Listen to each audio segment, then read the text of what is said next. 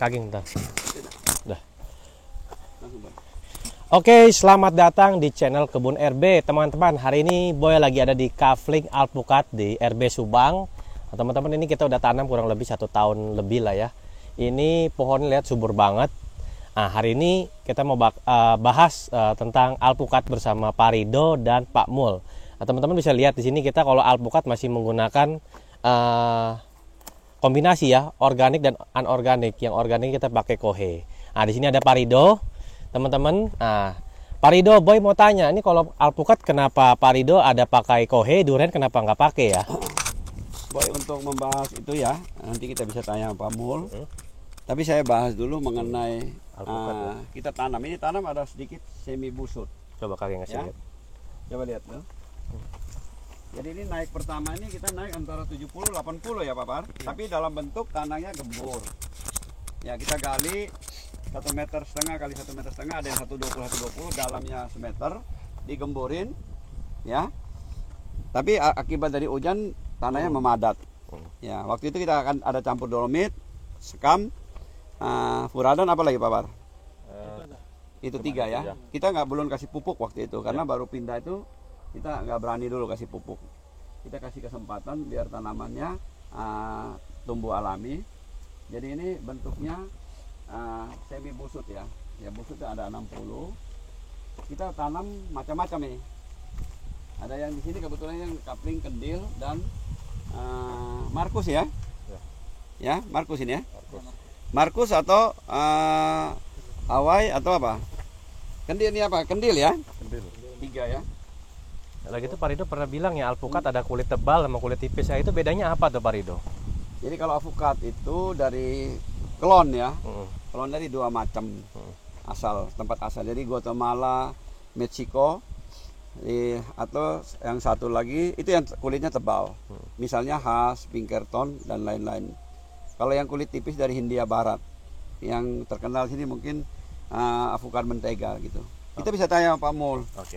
Kita lihat ini Adi, sini Dik. Kamu ambil dari mana nih kohe ini Dik? Ini dari masyarakat setempat yang ini kita ambil yang udah kering. Habis itu kita taburin di sekitar alpukat. Ya. Kanopi. Menurut Pak Mul gimana? Kelihatannya memang hasilnya cukup bagus ini. Ya. Jadi kohe ini untuk alpukat ini masih direkomendasikan, Pak. Meskipun akan lebih baik kalau disusulkan EM12 atau EM4. Ya. Beda dengan durian.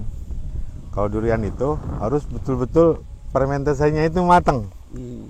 Karena apa perbedaannya? Alpukat ini akarnya menyebar di bawah tanah. Oh, dia masuk ke dalam ya? Betul. Ya. Kalau alpukat ini, kalau durian, Ya.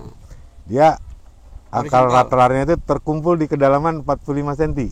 Oh, jadi agak pendek Jadi ya? dia sangat dekat dengan permukaan, di mana tempat kohe itu berkumpul gitu kan. Akar durian ini tidak setahan akar alpukat gitu Pak.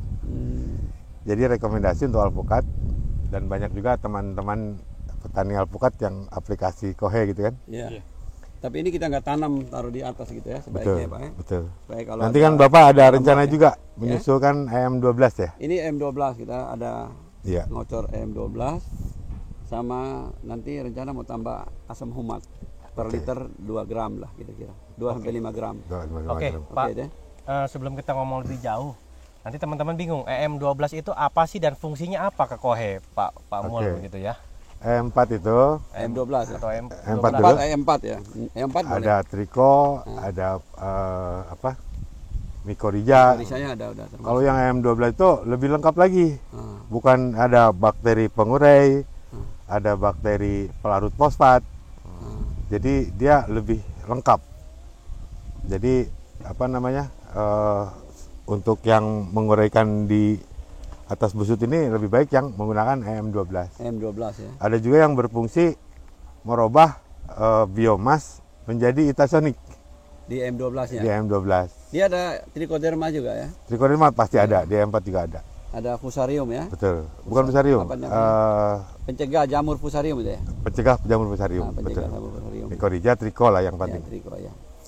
Jadi Triko penyebar. Pak Rido mungkin bisa nambahin, jadi EM12 itu fungsinya untuk apa sih Pak Rido, dan apa sih EM12 itu Pak Rido? Jadi EM12 itu zat pengurai gitu Pak ya. Jadi isinya itu 12 jenis bakteri gitu Pak. 12 Kalau jenis yang bakteri. 4 ini Empat. isinya 4 jenis bakteri yang bermanfaat untuk tanaman gitu. Jadi dikocor ya, bukan disemprot ke daun ya. Bukan, dikocor di tanah. Betul. Dikocor di tanah. Jadi dia mungkin mempercepat penguraian penyerapan Penguraian, yang lainnya. Iya, dan Samping- termasuk melarutkan fosfat yang sudah terikat. Oh, dilarutkan fosfat. Jadi terutama kalau tanah-tanah yang pH-nya rendah. Kalau pH rendah tuh kan banyak aluminium, dia mengikat fosfat. Dengan Betul. adanya M12 Bisa ini diuraikan bisa kembali. membantu ya. Betul. Membantu gitu. Kita tanam ini beberapa macam ini alpukat. Yang dari Vietnam juga kita tanam beberapa. Introduction ya. Ya, ada Kuba, Sap. bot 7, bot 7, Sap Sap 034, 034 kita tanam, ada Reed Reed ya. yang dari Serpong, Reed dari Vietnam juga. Ada Tansbit, tapi Tansbit kurang bagus ya. Terus kita ada tanam kendil, kelut, kendil atau Markus atau Hawaii biasanya. Yang besar ya. Terus ada itu besar, kelut Kelut. atau subang, pasti tadi subang ini. Yang orang bilangnya kelut. Iya, iya. Padahal itu sebenarnya awal-awalnya mungkin subang ya Pak Par.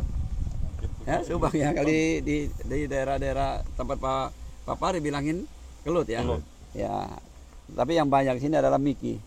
Miki sendiri saya lihat di tempat Super Avo itu ada 3 macam Pak Mul. Apa beda? Miki 3 macam. Ada 3 macam Pak Par ya, Miki ya. Di sini cuma ada Tapi 2. kita punya ini yang unggulan punya yang bagus ya. 2 di sini, Yang 2 macam itu. Sudah teruji bagus Iya. ya. Bagus. Kemudian saya juga ada coba tanamin avukat yang dari Serpong, Reed Serpong. Orange Serpong. Nah, Saya pernah nyoba itu. Pak Mul Enak, enak kan? tebal, Nah. gurih ya. Jadi itu kita tanam dari biji 3 buah, tapi hasil nggak sama semua. Yang enak cuma 1, 2 kurang. Kalau- Duanya kita tebang. Kalau Kita tanam dari biji begitu ya? Dari biji begitu Nggak dia. sama semua dari induk Genetiknya tidak identik. Tidak Kecuali identik ya? Bapak ambil entresnya akan identik.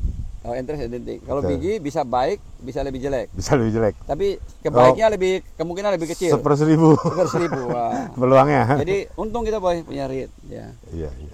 Tapi Reed itu saya lihat kalau waktu dia awal berbuah, buahnya lebih besar, 700 gram. Tapi setelah dia berbuah ada agak umur, berbuahnya lebih banyak, beratnya lebih Ukurannya turun. 400 sama Betul. 500. Itu saya rasa lebih bagus. Itu table size, orang makan sekali habis. Iya. Dan hebatnya Pak Mul, kulitnya tebal. Kita bisa makan Tapi kayak gampang pisang. dikupas. Oh, Betul. iya, kayak pisang. Betul. Cuma di daerah panas ini menurut Pak Mul gimana?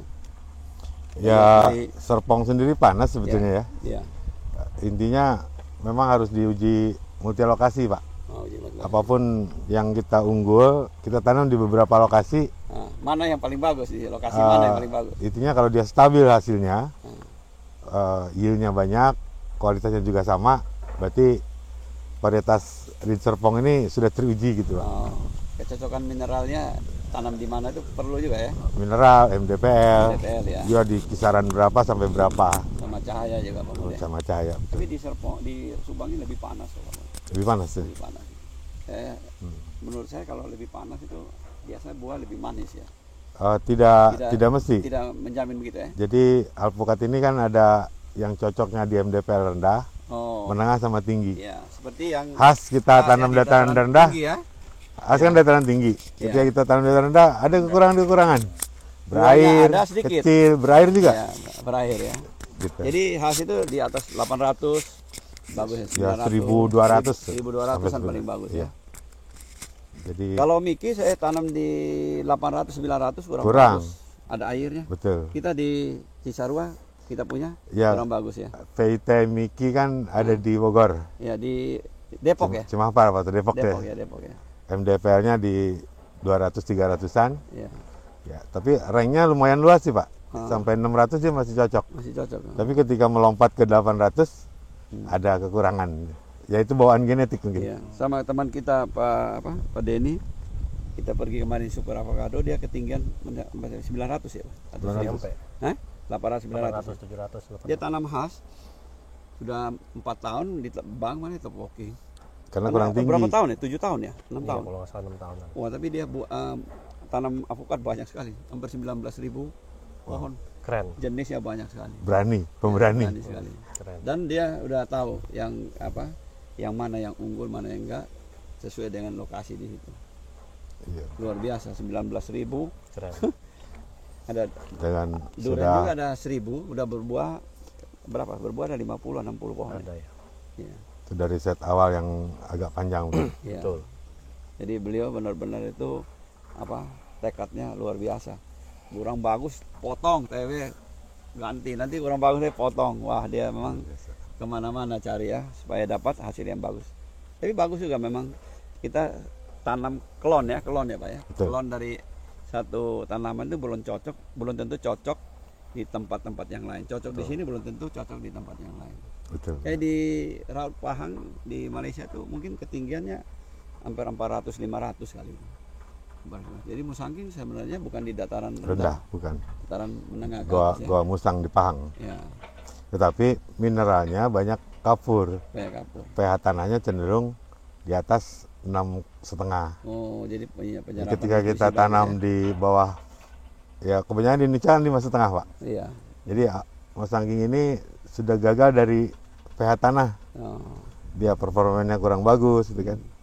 Sama curah hujan Terlalu matahari, tinggi, matahari terlalu ya. tinggi. Iya, Itu terlalu tinggi ya. Di Raut katanya 2000-an. ya, Di 2000. kita kemarin 4.000, ya bahkan 2 tahun kemarin 6.000. Wah, luar Jawa Barat biasa. ya.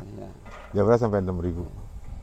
Jadi pemilihan klon penting sekali. Betul. Saya rasa ada beberapa teman yang ngomong kalau di bawah 400 itu cocoknya itu Oci lah kalau yang sekarang lagi durian premium yang lagi tren ya. OC sendiri sebetulnya di Seren Orchard itu di 260 Bagus itu. mdpl. Nah. Tapi curah hujan di Penang kan memang lebih tinggi Oh, dibanding Pahang. nah, Nah ketika ke Indonesia hampir mirip. dia tidak masalah dengan curah hujan yang tinggi. Hujannya. Bawor oke ya, bawor Ya, bagus. Ya. itu- Bawor bagus ya Papar. Yang paling genjah sekarang ya duri hitam sama bawor Pak. Itu Dia di 2,5 tahun sudah banyak bertembaga berubah. ini ya. Ada di menengah lah. Mungkin dia kan di Bangka cocok kesesuaian tempat sana ya. Banyak Betul, betul. banyak itu timah di sana ya.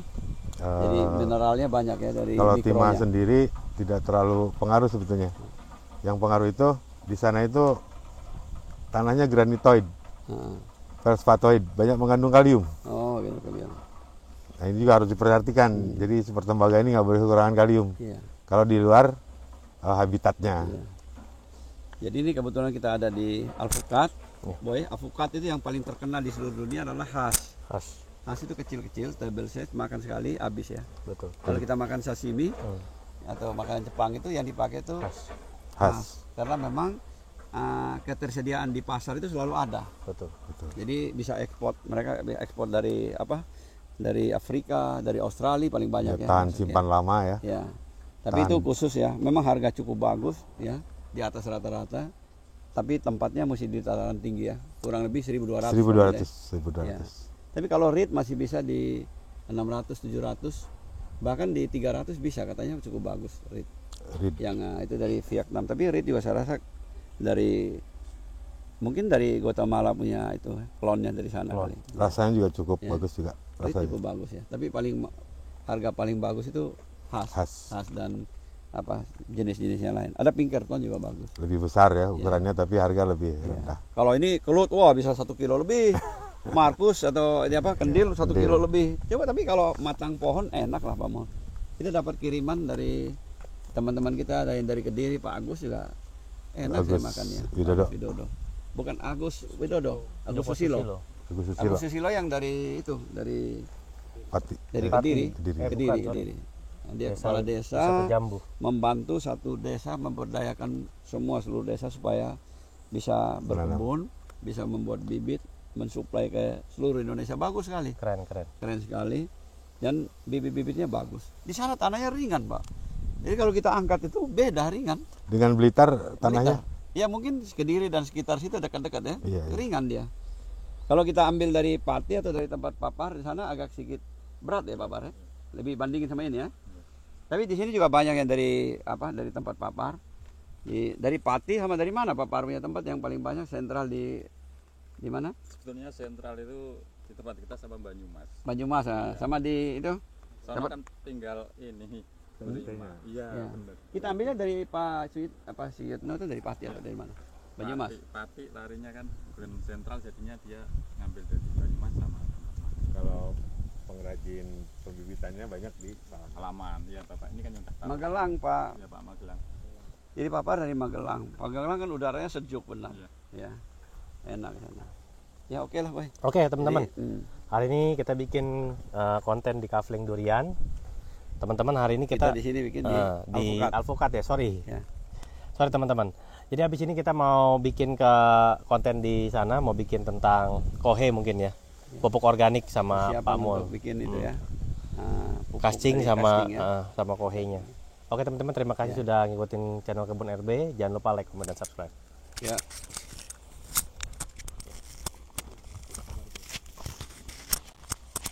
Randang itu gudang. Udah.